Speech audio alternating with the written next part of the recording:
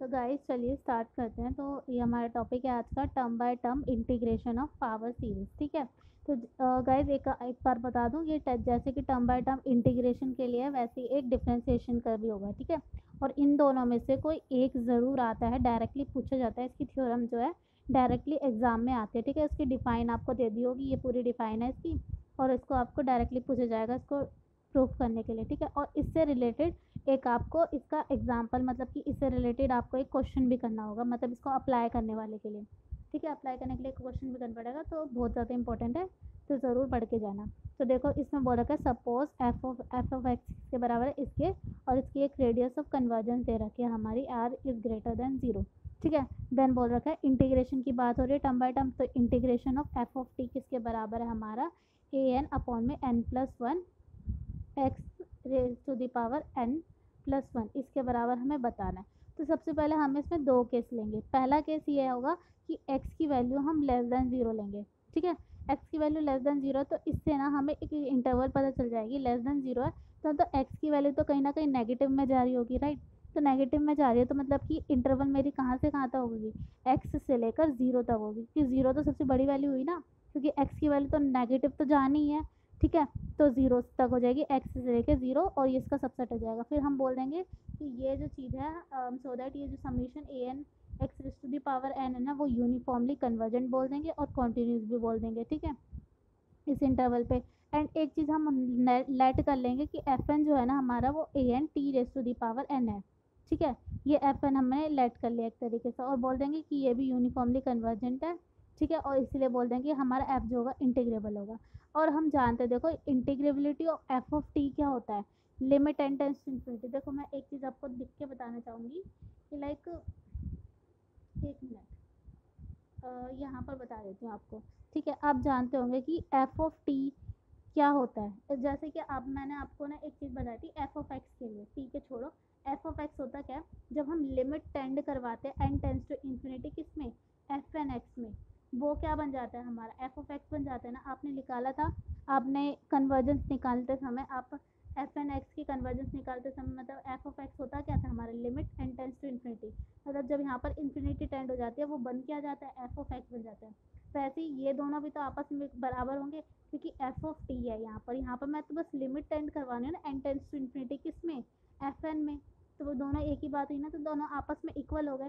ठीक है। बस समीशन आ गया यहाँ पर, दैट्स इट। तो ये चीज़ आपस में इक्वल हो गई। ठीक है। अब एफ एन जो है, एफ एन को मैंने अभी लेट करा, A N T raise to the power N, F N को मैंने यही लेट करा, एफ एन हो गया हमारा ए N T raise to the power N. अब यहाँ पर इंटीग्रेशन है, तो एक तरीके से मैं इसको इंटीग्रेट ही कर दूँ। ठीक है। मैं आपको इंटीग्रेट करके दिखा देती हूँ। यहाँ पर देखो, यहाँ पर जो है ना, यहाँ पर लिख दिया ये एफ एन है, एफ एन टी है। और एफ एन टी हमारा क्या दे रखा है, मैंने अभी माना है एफ एन टी को A N raise to the power T raise to the power N. ठीक है। ये है, बस मुझे जस्ट इसको सिंपली इंटीग्रेट करके दिखा रहे हो, limit n tends to infinity, ये सब समीशन चलता जाएगा एज इट इज। ठीक है। इंटीग्रेट कर रही हूँ मैं। अब ए एन तो एक तरीके से कांस्टेंट है ना, वो बाहर आ जाएगा, बस टी पे लगेगी लिमिट, क्योंकि देखो फंक्शन कहाँ पर जा रहा है, एफ एन कैसा फंक्शन है, टी वाला फंक्शन है। ठीक है। तो टी पे लगेगी, तो मेरा टी ये रहा, तो टी पे मैं लिमिट लगा रही हूँ। तो t raise to the power, limit कैसे लगती है इंटीग्रेशन में, increase the power by one, n plus one differentiate that increase power, तो एन प्लस वन, ये हो गया हमारा इंटीग्रेशन। तो देखो यही मेरा इंटीग्रेशन आया, लिमिट लगा दी जीरो से एक्स। ठीक है। अब अपर लिमिट डाली मैंने, इसमें लोअर लिमिट डाली। ठीक है। जब मैंने अपर लिमिट डाली, लोअर लिमिट डाली, तो ये आ गई। अब देखो मैंने यहाँ पर है ना, limit n tends to infinity था, वो यहाँ से हटा दिया। वो इसीलिए लगाया, हटाया क्योंकि देखो एन पे लिमिट लग रही है ना, एन टेंस टू इन्फिनिटी। जब तक यहाँ पर एन चल रहा था तब तक मैंने लिमिट लगाई। ठीक है। जब मैंने इसमें लिमिट डाली, इसके अंदर ज़ीरो डाल दी, एक्स डाल दी, इसकी वैल्यू जब मैंने डाल दी इसके अंदर, तो मतलब क्या, यहाँ से तो मतलब ये चीज़ तो चली गई इसके अंदर।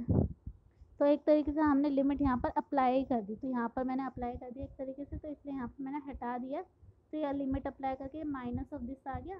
तो ये एक तरीके से किसके बराबर है, कि minus of f of t के बराबर हो गई है। ये किसके बराबर है, minus of f of t के बराबर, क्योंकि एफ ऑफ टी किसके बराबर था, limit n tends to infinity of minus वो एफ ऑफ टी। अब ये देखो, ये दोनों चीज़ जो है ना आपस में सेम है, एक तरीके से इसका इंटीग्रेशन जो है ना माइनस में आया, तो माइनस ऑफ दिस हो जाएगा। ठीक है। और ये देखो, इसकी लिमिट जो है ना हमने चेंज कर दिया, इसीलिए हमने इसको ऐसे कर दिया, माइनस ऑफ जीरो से एक्स तक लिमिट कर दिया, जो कि इसके बराबर है।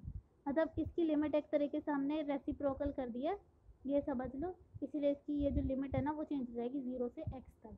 ठीक है, ये मतलब ये करने का मेथड है, आप इसको देखोगे ना ध्यान से आपको समझ आएगा। देखो यहाँ पर लिमिट, एक्चुअल में मेरी लिमिट क्या थी, 0 से लेकर x तक थी, बट मैंने यहाँ पर क्या लिख दी, x से लेकर 0 तक, इसीलिए यहाँ पर माइनस बाहर आ गया इसका और एफ ऑफ टी यहाँ पर हो गया। ठीक है, और ये किसके बराबर है पूरा, मतलब ये वैल्यू मेरी क्या आई थी, माइनस ऑफ दिस, तो ये इसके बराबर हो गई। ठीक है, अब जैसे मैंने इसके लिए लेस देन के लिए करा है, ये लेस देन के लिए करा है, वैसे ही दूसरा केस ग्रेटर देन के लिए होगा, बिल्कुल सेम प्रोसेस होगा, कोई चेंजेस नहीं होंगे। ठीक है, देखो ग्रेटर देन के लिए बहुत ईजी है, अब ऐसे ग्रेटर देन के लिए होगा। अब देखो मेरे इंटरवल कैसी बन गई, 0 से लेकर एक्स तक, क्योंकि एक्स की वैल्यू क्या होगी, पॉजिटिव होगी, तो 0 सबसे छोटा नंबर हुआ ना, तो 0 से लेकर एक्स तक हो जाएगी। सेम चीज़ लिखेंगे, यूनिफॉर्मली कन्वर्जेंट है, कॉन्टीन्यूस है। ठीक है, सेम चीज़ वही लिखेंगे, एफ एन को लेट कर लेंगे, यहाँ पर भी सेम लेट कर लेंगे, बोल देंगे ये भी इंटीग्रेबल हो जाएगा, तो integrability of this limit n tends to infinity of this function, इसकी वैल्यू इसमें पुट कर दी। मतलब बिल्कुल सेम प्रोसेस चलेगा, बस यहाँ पर लिमिट चेंज हुई है 0 से लेकर एक्स तक। ठीक है, अब यहाँ पर लिमिट जब अप्लाई कर देंगे तब ये limit n tends to infinity यहाँ से हम हटा देंगे। ठीक है, तो यहाँ से हमने हटा दिया, अब ये इसकी वैल्यू लगी, अब यहाँ पर इसकी पॉजिटिव में आ जाएगा आंसर। बस इतना ही था इसका प्रूफ।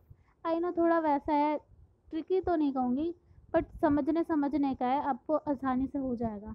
और आज को 2 पॉइंट आपको याद करना है कि नेगेटिव में लेना है, पॉजिटिव में लेना है, और एक इंटरवल आपको बनानी है जिससे क्रिएट करनी है। दूसरी चीज़ आपको एफ एन को लेट करना है, और आप जानते हैं ये दोनों चीज़ें आपस में इक्वल होती है, समीशन आपको लगा देना, बस इसको इंटीग्रेट ही करना सिंपली, बस इंटीग्रेट करना है जैसे इसमें इंटीग्रेट करें सेम। ठीक है, आई होप आपको समझ आया होगा। एंड नेक्स्ट वीडियो में आपको इसका डिफ्रेंसिएशन वाला बताऊंगी। ठीक है, जैसे इंटीग्रेशन का है। Okay, bye bye.